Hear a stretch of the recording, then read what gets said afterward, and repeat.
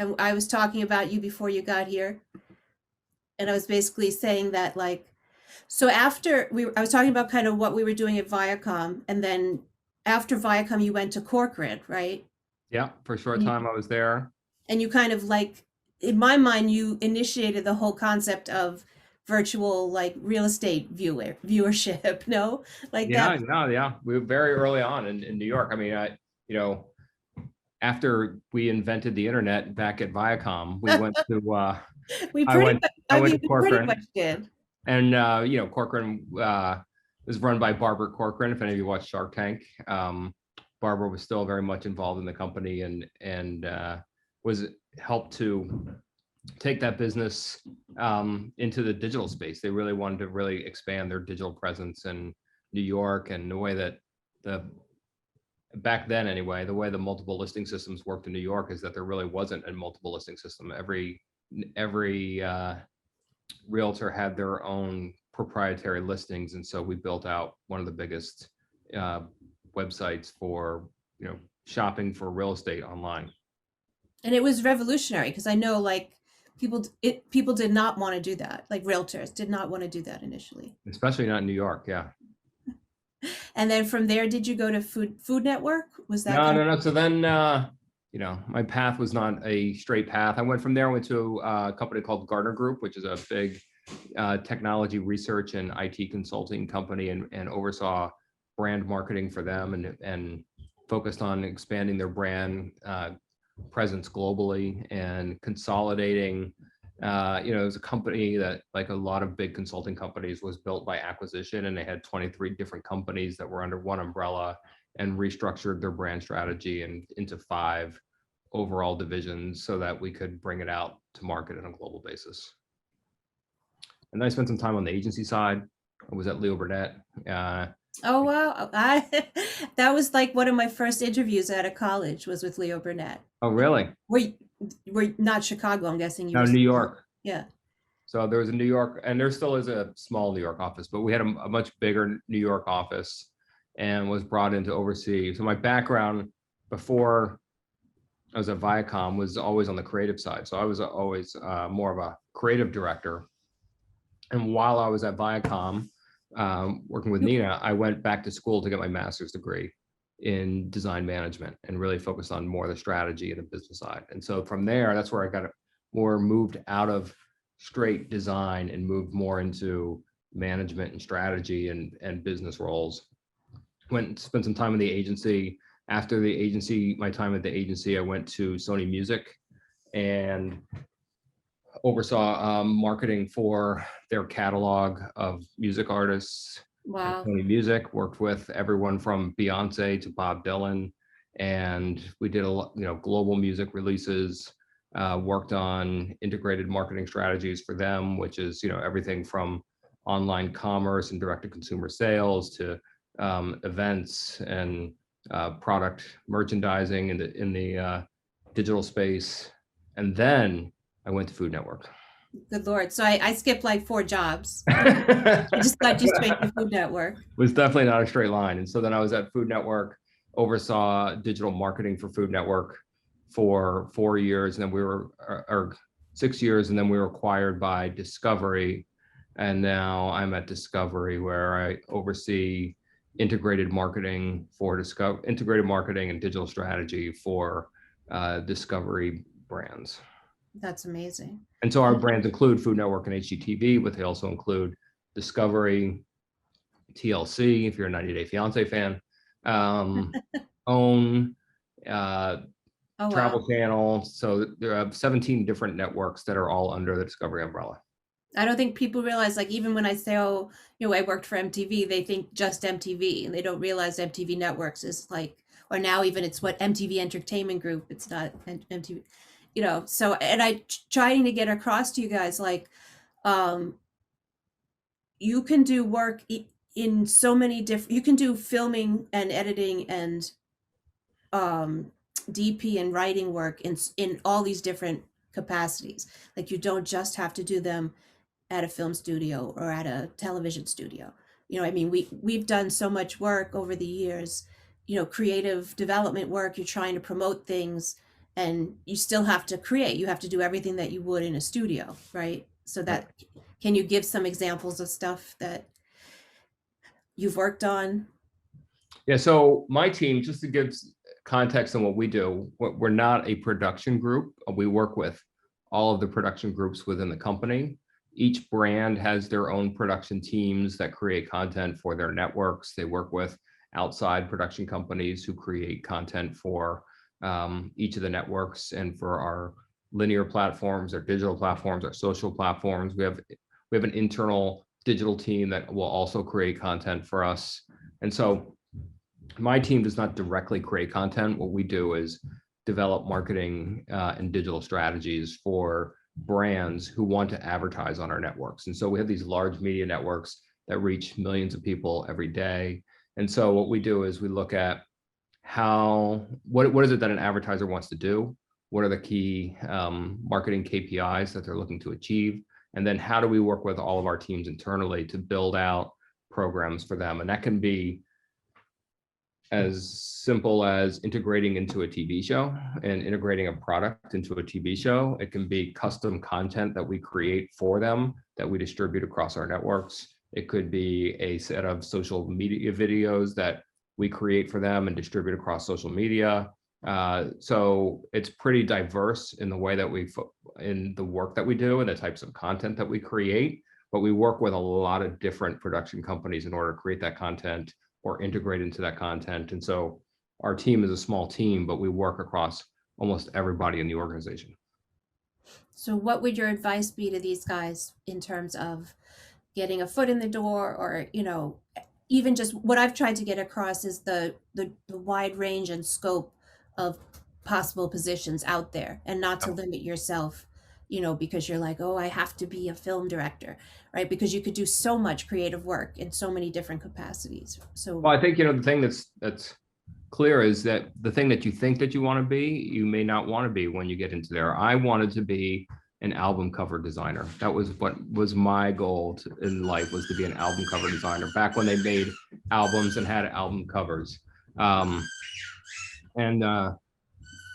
my career went down a lot of different paths. And so, I started down the creative path and spent a lot of time on creative, but I became very attractive to the marketing and the strategy side of the business. And so that was a complete shift for me. And in doing so, ended up in a place that's a mix of both.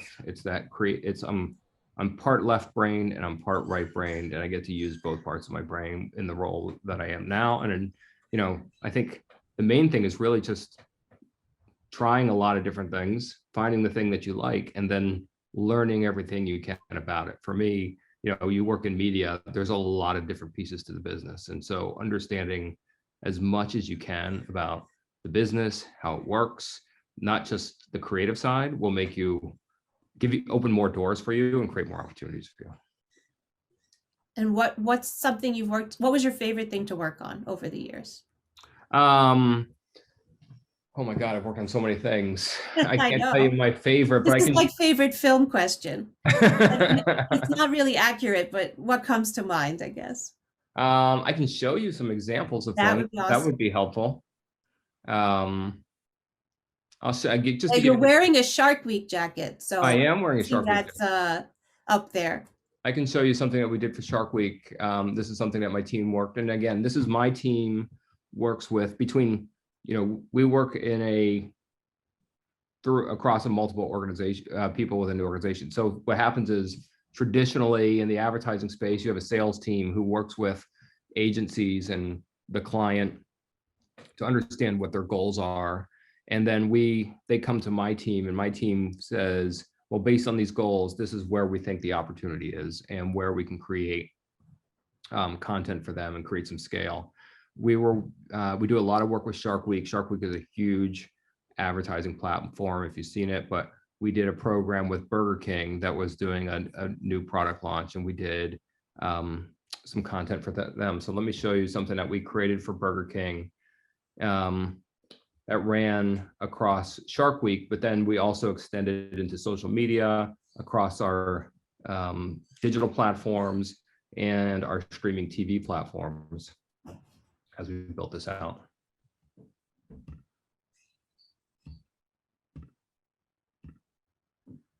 So this is just a spot, but it was a custom spot that we created for Burger King specifically for Shark Week. Imagine a world where sharks love the Whopper as much as people do. Inconceivable. And are drawn in by the delicious aroma. The Whopper, a beef patty flame grilled to perfection in just the right blend of toppings. However, sharks don't eat the Whopper. But I do. So let Burger King bring the Whopper to you. And during Shark Week, there's always room for more. Brought to you by Burger King. Whoa. That's awesome. So that's the type of work that we do. It's not straight ad, it's not straight branded content, but what we try to do is find the synergy between where do we have a large audience that's already there, and how do we create a synergy between, in this case, Shark Week and Burger King. And they were focused on online ordering. So how do we create something that brings those two things together to drive engagement and try to drive scale for an advertiser like Burger King? That's awesome.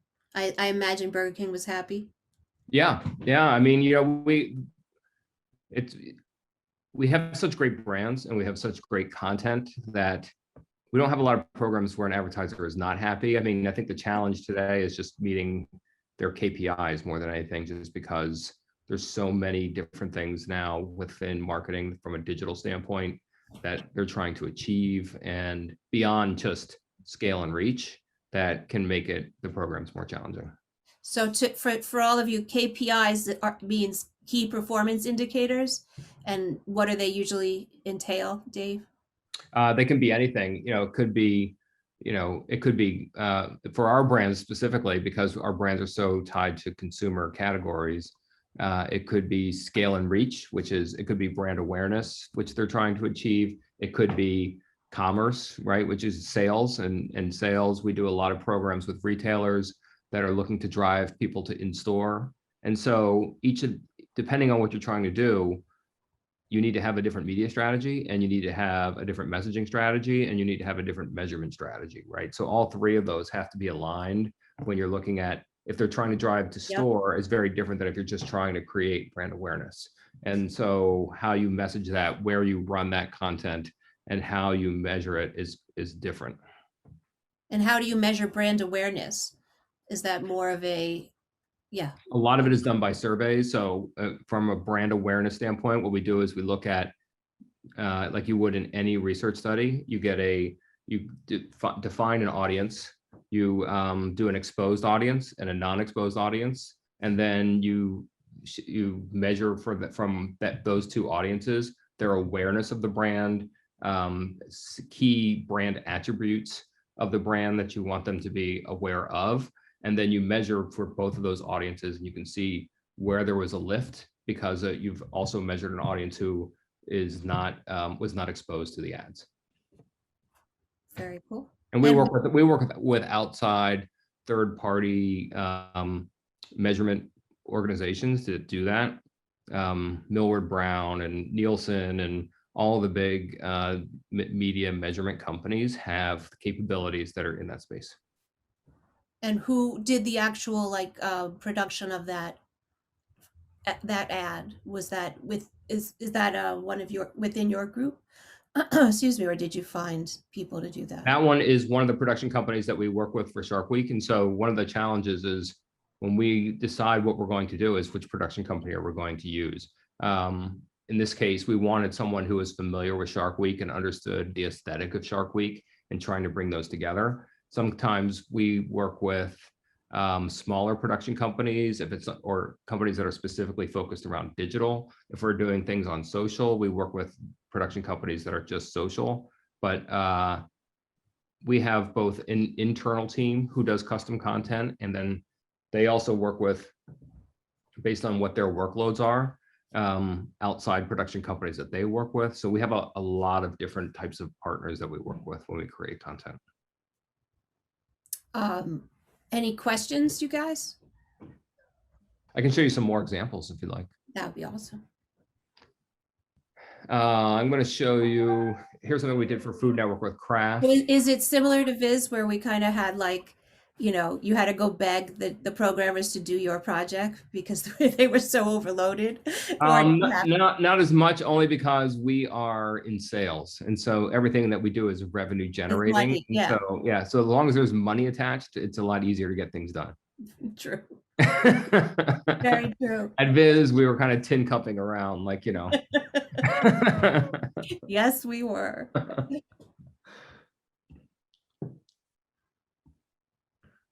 Tin cupping. This is like a case study that shows some work that we did for Kraft, tied to the Food Network brand.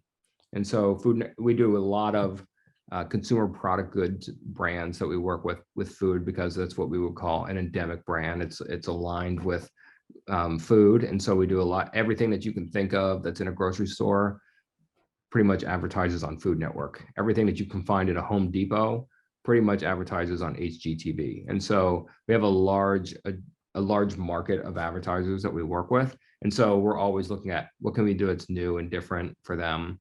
And so this is an example of what we did with Kraft Heinz.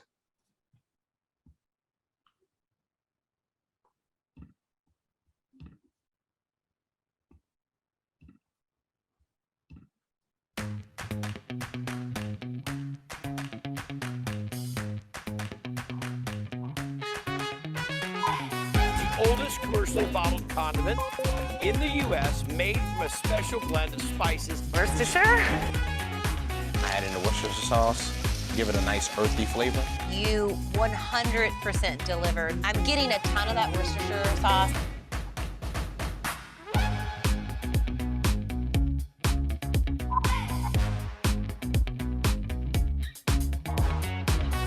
Bring them in. To pull it all together, Worcestershire sauce. This really is the secret to this dish. This is my all-time favorite trick. We're gonna finish cooking them in the 4 cheese sauce. Let's warm up our tomato basil sauce.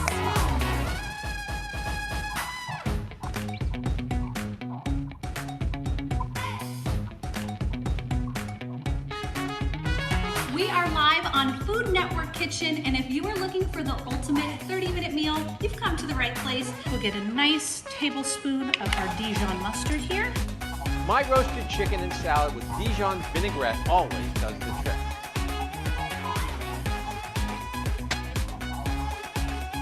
A moment of happiness, brought to you by Creative Roots. We are seeing a new definition of what love really is.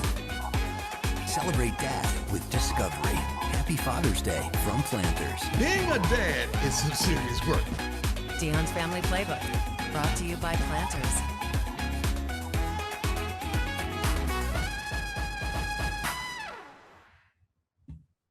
So what you saw there is a lot of different brands across a lot of different networks and integrations. And so when you watch anything on TV or even on digital, you know, if you see the product, it's usually a paid integration right into that. Advertisers more than ever are looking, you know, in an environment where you can skip ads and fast forward through things and DVR things, want to be more integrated into the content. And so there's a lot of examples there of how we took a craft portfolio approach to looking at different brands and how do we integrate them into different shows. So what you saw was Planters was more focused on Discovery and dads because they were looking for more of a male audience. You saw Grey Poupon, which is focused more on cooking and being used as an ingredient rather than just being, you know, a spread on your sandwich. And you saw Classico, and you saw some content there that went across TV and social media and across multiple platforms about how you can really use Classico as part of everyday dinner solutions. So we do a lot of those types of programs, which is and as home decoration tools. And as home decoration tools, right? Which is I actually how do you do something different? How do you do something Classico different with jars. these products, right? Yeah, I do use Classico jars a lot. So there you go. Let me see what else I have here. I can show you some stuff that we did with Walmart. We did a big integration during COVID with Walmart across our platforms. Retail is huge for us because of the nature of our brands. We do a lot of shoppability now, which is across digital, and now we're going to be rolling out on linear TV and our streaming TV, the ability to shop directly. Oh, finally.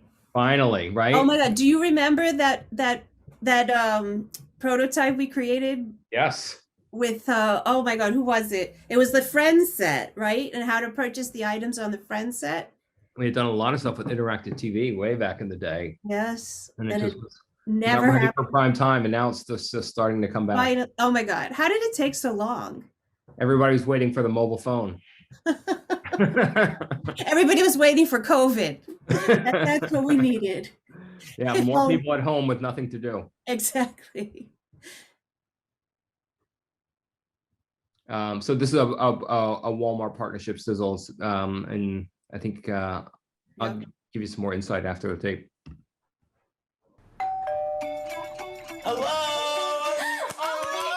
This is Design at Your Door. HGTV's biggest and best designers are surprising their super fans with dramatic design. It's Marcia Brady. I have had a lot of fun figuring out exactly which family I wanted to surprise with this awesome makeover. We'll send them everything they need. Oh my gosh, look at all these boxes. I know, Walmart boxes everywhere. There's so many. Oh, wow. Ooh, wow. I love it. Put your Walmart boxes. Yes. I cannot wait to see what's inside these Walmart boxes. This is gorgeous. Look at the tufting on that. Definitely adding to cart. The selection is crazy good. I'm just hitting all kind of home runs today. Feeling inspired by HGTV? This is Design at Your Door's 5 reasons why you can do it too. Brought to you by Walmart. We are just really stumped with what to do with this space, so we are coming to you guys to get a little help.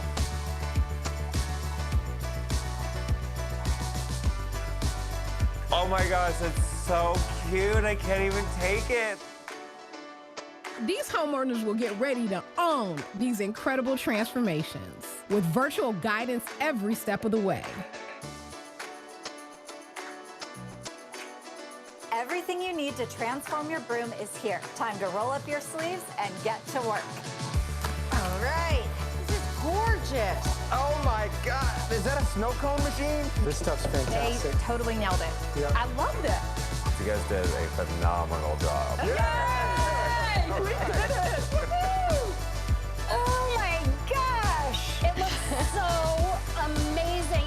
We're just super thankful for you and for HGTV giving us this opportunity to work with you and redo our kids' playroom.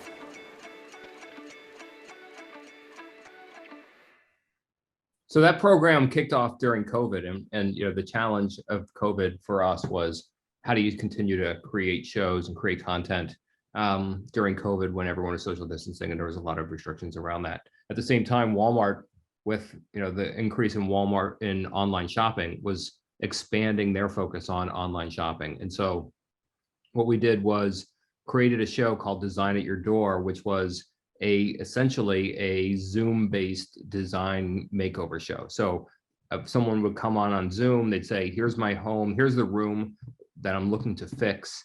And then we would ship them an entire redesign of that room from Walmart. And so all the products came from Walmart, and then on Zoom, the designer would tell them how to set it up and basically design the room from what they saw on the initial call with them. And so all the products were sourced from Walmart. Walmart has a now online shipping, and so they were all shipped directly from Walmart to emphasize their online shipping program. And so we were able to bring those two things together and create a big program for Walmart, and at the same time create a new format for how do you create a show during COVID.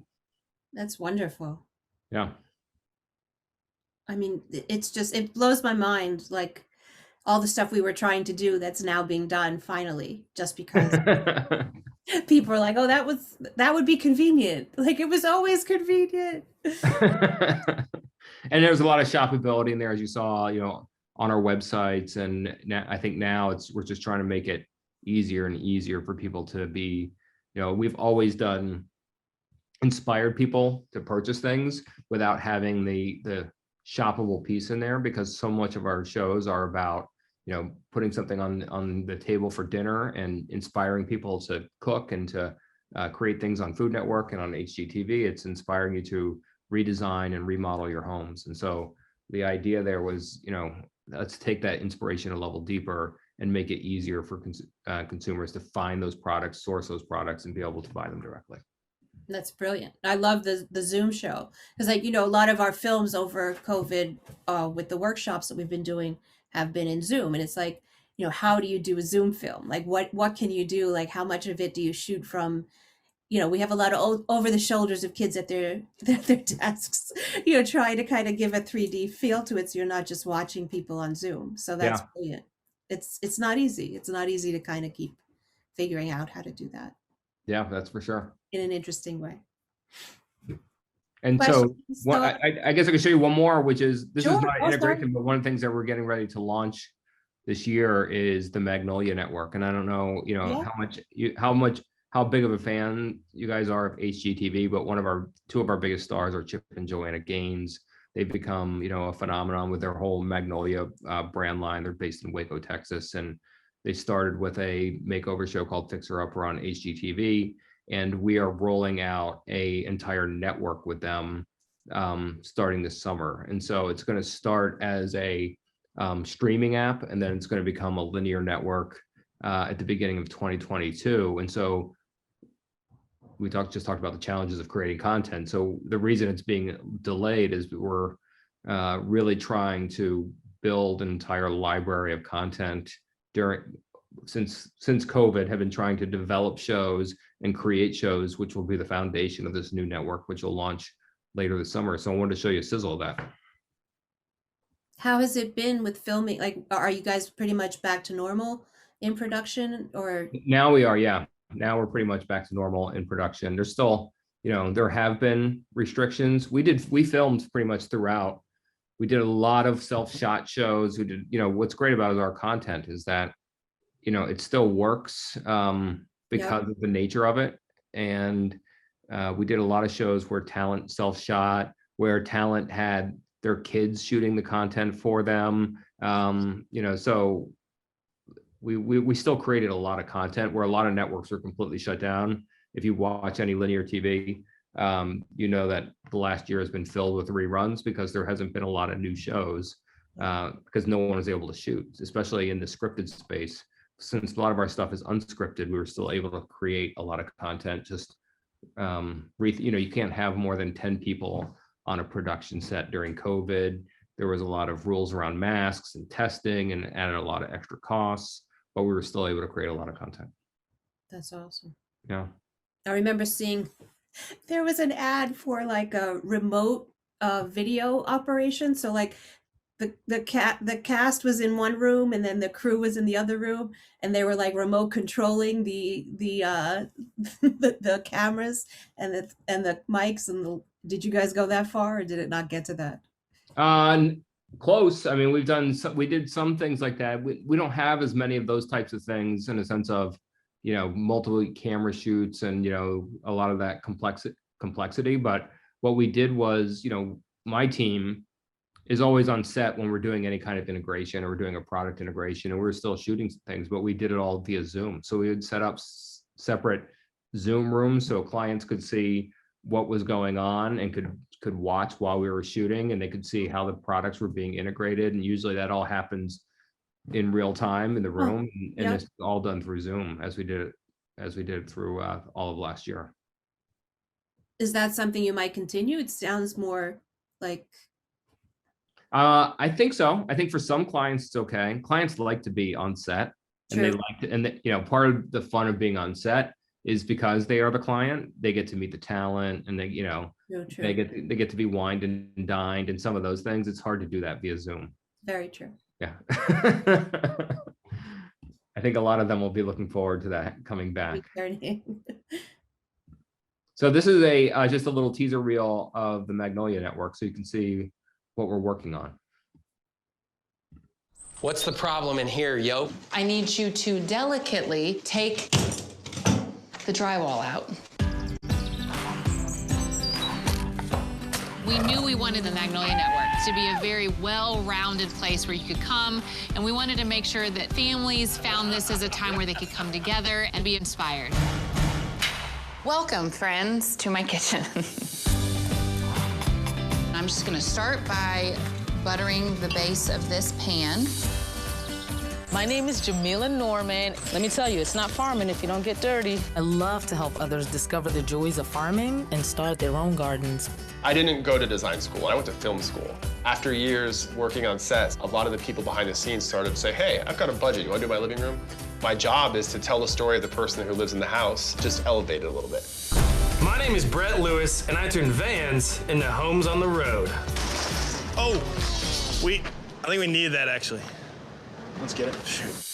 I'm Elizabeth Poet. This place has been my family's home since the early 1800s. It's a huge job. You raise the food and you eat the food, and just being able to have that connection, it's just what life is all about. Right now, because everything is stopped, this is kind of our time to make the record. Ooh, yes! That's dope. Oh, wow. I'm Brian Ford. I know that baking can be intimidating, but I'm here to break it all down. Throw everything into the bowl, mix it, hit it into the bowl, just like that. Y'all waiting to see me bite that thing. All right, baby girl, we're back. We are back. What if we screw something up? We won't. You will. Oh, man. Let's get this project started. Are you ready to see your fixer-upper? Absolutely. Yes. Let's do it.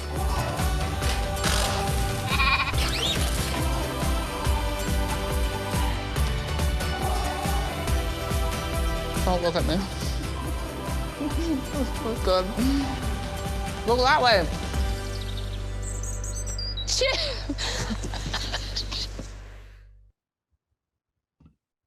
Very nice.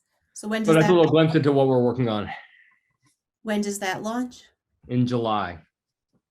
So it'll be a streaming app to start because we won't have a full network worth of shows ready until probably the beginning of 2022. So it's going to start as a streaming app first, and then we'll be a TV network starting at the beginning of 22. Congratulations. Yeah. Yay. Because you know how fun it is to launch a TV network. Remember Noggin? Remember? Oh, yes, I do. Yeah. Do you remember them wanting to like redo the whole thing like 2 days before? It's like, no, I want it more pink. It's like, no, sorry, that's not happening. Just no. Yeah. It's the same problems, just on a bigger scale. That's basically Well, it looks amazing. Congratulations. Yeah, we're really excited about it. And you can see it's got more of a homegrown kind of feel to it, to the Magnolia Network, and we're excited about it. Well, it's kind of interesting because the the home shots, because of COVID, kind of lend themselves to the overall feel of the network, right? It fits. It works. Yeah. No, it actually, what we heard from consumers, and we did a lot of research to see how they were feeling about some of these shows, was that they felt like they had a more personal connection to a lot of the talent, and they, a lot of them were shot in the talent's homes, so they got to see a side of the talent that they don't normally get to see when they're shot in a studio or shot on a big set. So yeah, I mean, even like the late night shows that were shooting, I think Steve Colbert had his wife shooting him for a while in his attic, and I was like, I've really enjoyed those. Like, I thought they were a lot, I don't know, I liked them. I preferred many of them to the studio shots. Yeah, and it was very similar. So we went through a very similar type of experience. Very cool. All right, guys, questions, thoughts, whatevers. Anything? Nobody has a question? Someone's got to have a question of something. So when I should have showed more social content. When you were first out of college, oh wait, here's a question. What's the biggest challenge of launching a TV network? Well, in a big media company, the biggest challenge is just there's so many people involved. it's there's a lot of herding cats, right? So to get everything done, get everything approved, get all the production schedules down, it's a moving target all the time. And so one of the biggest challenges just right now is creating all the content because of COVID. I mean, we've had multiple starts and stops with shows. We've had, because of COVID, we've had the cost has been escalated. I mean, every time you go on a set, everybody has to have a COVID test. You have to go. So there's a lot of delays that create a lot of challenges. That's been the biggest challenge right now. We were supposed to launch in October of last year. And so it's going to be now, official launch will be January of 2022. So it's a year behind schedule, you know. How is the infighting? Because I know, like remember with Noggin, for example, it was supposed to be Sesame Workshop and Nickelodeon, and then Sesame like divorced us and like ran away. So well, I mean, it's very similar. You know, what happened was Chip and Joanna, who are two of the biggest talents and one of the highest rated shows on HGTV, which was Fixer Upper. They have multiple children, they have multiple businesses, they have deals with Target and a lot of other places where their products are available. They decided to take a break and not create TV shows anymore. Oh, and God. So they, right at the peak of their fame. And so the network, you know, had some conversations and decided that they were going to make them partners in a network and create a new network and have them be the creative directors and let them oversee the creative for some of those shows. So a lot of the challenges there are, you know, they are leading the creative strategy for it, and that that creative strategy doesn't always align with what the network wants to do, right? Wow. Yes. I can't even imagine. Yeah. Because like they don't have a background in creative strategy either. They don't, but you know, they're both very creative people, you know, from a design standpoint. She has her own design product line. Sure. They have a great aesthetic in how they think about things. So I think it'll do well just because of who they are, and they have a real, you know, focus around this. It's just getting there has been a challenge. I can imagine. Yeah.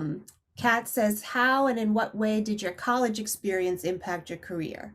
So everybody here, you know, thinking about college, heading off to college, very much stressing about whether they're choosing the right college and the right major. What's your thoughts on how college impacts career? I'll tell you what I've been telling. I'm sure you know what I've been telling them. I think, you know, I mean, I think it impacts it quite a bit, but, you know, I was a person who wanted to be a designer and a creative director. That's all I wanted to do, was be in design. My passion has always been music, which is why, you know, I ended up at MTV. I ended up working at the record label at Sony Music, because music has always been a passion of mine, but and design. And I'm a huge fan of design and art, and still to this day, you know, I can spend a whole day in a museum and be super happy just wandering around a museum. But it wasn't until I was at Viacom that I decided to go back to school. And I felt like, you know, I had been working for a while, and I really, you know, you don't know what your passion is until you've actually start working and you get into and you try different things. And when we were at Viacom, you know, I led the creative group there, and I'd always been more on the creative side with a focus on technology, because I've always been a little nerdy when it comes to the technology side of things. But what I felt was missing was the business and the strategy side of it. And so I decided to go back to school after focused on design with a graphic design degree, and then go to the other side, which is really focus on the business and strategy side of the business. And those two things together helped me so much to understand the entire picture. And I wouldn't be where I am now if it wasn't for that experience, both from having the design side, which I still use every day. And a lot of people come to me just to design something because they go, I don't know how to do this and make it look good. Can you make it look good for me? And I do that for executives all the time now. And then on the business side, it just gave me a much more well-rounded focus on and allowed me to move into roles that I would not have been able to move into with only a design degree. And I think too, but my recollection of you at Viacom was like you were kind of the leader. Like we went to you to be like, help us make this happen because people aren't doing it, right? And So people you still are- come to me for that. You know, that's what I do now is like, you know, people come to me and they go, how do I make this work for this client? And then I kind of work with my team and we put together a strategy and then we execute that strategy for them. Yeah. So my point was you were already doing business even before you studied business. So yeah, but I was doing those classes while I was at Viacom. I was literally I was taking classes on Friday and Saturdays, like all day classes on Saturday. I was working all week and then I would take classes all weekend. It was crazy. And it was totally worth it. That's the complete opposite of what I told them. I was like, don't stress over where you go to college and what you major in, because then you'll get out and you'll go to work and you'll figure it out from there. So yeah, no, I agree. I mean, I have several people who I work with who are in marketing, who have backgrounds in history and journalism and, you know, all different things. But, you know, what happened is after they got out of college is when they found their passion. And then you learn so much once you start working in the business world and you just get to try so many different things. My challenge was I felt like as a designer, I felt like I got pigeonholed a lot into, oh, you're the design guy, just focus on the design. And so it just allowed me to broaden my opportunities by focusing on both the strategic side, the business side, and the creative side. I was an architecture major, by the way. Yeah. So it was really never used. Yeah, no, a lot of people, you know, you'd learn but once you start working, you learn so much. Absolutely. And I think too, not only that you learn, but you like people look to you for certain things and then you realize, oh, that's what I'm good at, right? It kind of like it more manifests than you think it will, in my experience. Okay, another question. How does a day at your job look like? What does a day at your job? Well, one of the things that's great about it is that it's never the same day twice. It's never boring. Now it looks like Zoom meetings all day. It looks like this right now. This is what my day looks like all day because I'm from one Zoom meeting into the next Zoom meeting. And it's a little more challenging, I feel like, in the COVID times. We're not planning to go back into the office until after September, but I haven't been in the city since March of last year. So wow. We have been working remotely. You know, my teams all work remotely, and we do a lot of meetings, and then, you know, in between meetings, try to figure out how to get all the work done. So it's challenging because so much of your time is spent in meetings right now. But those meetings are a combination of client-specific meetings, which is working with sales and clients to understand what they're trying to do. So we have multiple clients that we're working on at any given time. We have product meetings. So we're actually, as we're doing this, developing products in a sense of, when I say products, we look at products in a couple different ways. It is how do we package up opportunities around specific shows or content so that our sales can bring those out and pitch those to the marketplace without us having to create something custom for them. And then we also look at products in a sense of ad products as we're moving into the streaming place. We launched our streaming direct-to-consumer platform called Discovery Plus in January, and it's growing pretty quickly. And so as we're, you know, moving into the streaming world, what's really different about linear TV and streaming TV is linear TV. When we all are watching TV and you're seeing ads on a linear TV, we all see the same ads. When you're watching it on a streaming platform, we have similar to when you're watching something on digital, it's all dynamically ad inserted. And so those ads are being targeted to you based on what information they have about you. And so we're all seeing different ads. And so part of that experience as you're moving more into the streaming space is how do we continue to evolve what the ad opportunities are. We're creating new types of ads. We just launched a product called binge ads, for example.